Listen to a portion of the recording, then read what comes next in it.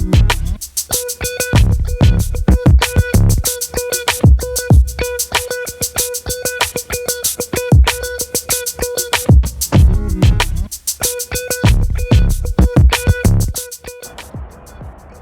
do you need to build one of these? Firstly, a cement mixer. This here was borrowed, so you need one of them to do your foundations or your piles. For the rest of it, it's a pretty straightforward kit. I'll show you what we used. The majority of the work was done using this cordless skill saw. This is a Makita 18 volt lithium ion skill saw, and this Pasload, which I bought way back in like 2006. Never been serviced in its life, and I've dropped it off roofs, but it's still running really well. So skill saw to cut most things like your stud work, your joists in the floor.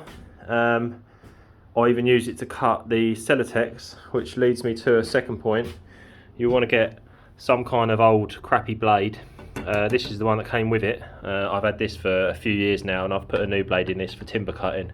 But this one here is a really thin, horrid little blade with loads of teeth missing. But that was ideal for cutting the Celotex, and then I used the handsaw, which brings me on to the fourth, this Irwin hand saw, just to follow the cut through, because this is all 100mm thick, and the depth of that cut on that skill saw is about 50mm, I think. So next tool I think was most important was the level. So setting out the piles outside for the foundations required all the leveling that I could muster, basically. So every single one of these had to be level, or as level as could possibly be. And if you've watched the videos, you'll see I have some adjustable decking style feet, we call them, that allowed us to raise or lower certain areas to take up the discrepancies. After you've used your level, when you're using the Pasload or a nail gun, if you haven't got one, that bring me onto the hammer. So this is a 22 ounce S-ring hammer. There's lots out there, but this is the tried and tested one. There's a fiberglass or weight forward hammer I've not used, which looks really nice, but even though it looked nice, I heard a lot of people saying it wasn't the greatest. So this S-ring 22 ounce hammer is actually a framing hammer. It hasn't got the serrated head on it. I don't know why they have that. Maybe some of the American followers can tell me. But that, to knock in any nails that your Pasload messes up or doesn't quite fire through properly, like if you hit a knot or whatever. After that, so you've done joists, stud work, you've got Tyvek to put on the outside, so our black weatherproof wrap. We cut that with a Stanley knife, which is not here. That's the one thing that's missing, but I'm sure everyone's got a pocket knife or something. This is like a hammer stapler by Tackwise. Just takes your regular staples and you literally just hit it, and there is your staple. So that's what was used to put the Tyvek on the outside.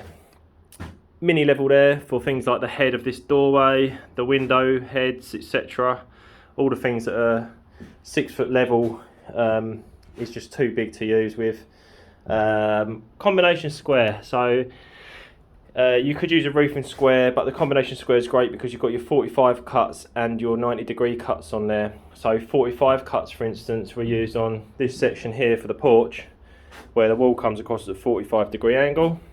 Also, there was other sections that used the 45, but I can't quite remember them now. I think they were the support noggins that went along the sole plate of that wall. What else have we got here? Nail puller. So this is a bit of a funny one. A lot of people don't like nail pullers, especially when you've got a big hammer like this S-ring here. You don't really need this because you've got so much leverage on that, but this is good for, you know, you can beat this end of it into a hole where there's a nail that might have broke or whatever, and you can dig it out with this end, so using your hammer. So you kind of do need both, but it's not essential. And this really long set of old school nail pullers was a bit of a godsend when at the bottom of this area here, I cut the sole plate out, and I'd actually nailed in from this side at this angle, and I couldn't cut through the nails with my handsaw, so that came in really handy because I could pull them out. Most important thing in your toolkit, tape measure. Nearly forgot the name then. Yeah, tape measure. So get a good tape measure. 8mm one's ideal. You can measure front to back without having to double up the measurements. And a couple of clamps. If you've got any difficult sections where you can't hold one end and you're on your own, put a clamp on one end, hold a bit of wood or your workpiece up, and then you can run to the other end, fix it to wherever you need it to be. That's literally the toolkit I used to build this whole thing. I know it's not complete yet, and that does exclude the fiberglass roof, so don't include that in your estimations. The only other thing that we are missing is these two trestles. So these are just a cheap pair of Stanley trestles or something like that. I don't know what brand they are, but they're obviously useful to hold your workpiece while you're doing your cutting, ready to fit. So that's it as a wrap. That's all you need to build one of these. Then obviously the only other obvious thing you're going to need is the knowledge of how to construct everything and plan your design accordingly. So that's it. That's your toolkit.